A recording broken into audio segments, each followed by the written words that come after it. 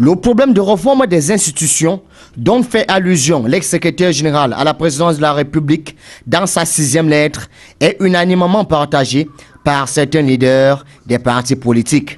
Ainsi, pour eux, il est temps de modifier le décret numéro 92/013 du 15 janvier 1992 portant répartition actuelle des sièges. Nos institutions doivent être révisées assez régulièrement. Quand vous regardez les répartitions des sièges de députés par département, vous allez découvrir qu'il y a certains départements dont le poids démographique est supérieur à d'autres, mais qui ont moins de députés que ces circonscriptions-là. Il faut faire un recensement de toute la population, toutes les populations camerounaises.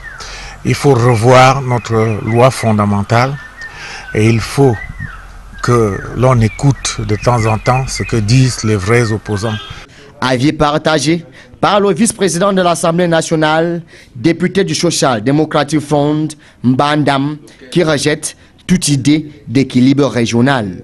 Il a 11 députés dans le sud, alors que comme vous venez de dire, Mézam, qui est plus peuplé que la région du sud, n'a que 3. Ça, c'est une injustice incroyable. Ainsi, pour les leaders de l'opposition et pour Mbandam, le système a été biaisé d'avance par le président Paul Biya, dont l'optique reste une majorité écrasante au sein de la Chambre basse. Vous voulez arriver à l'Assemblée, vous pouvez battre campagne comme vous voulez et gagner d'avance.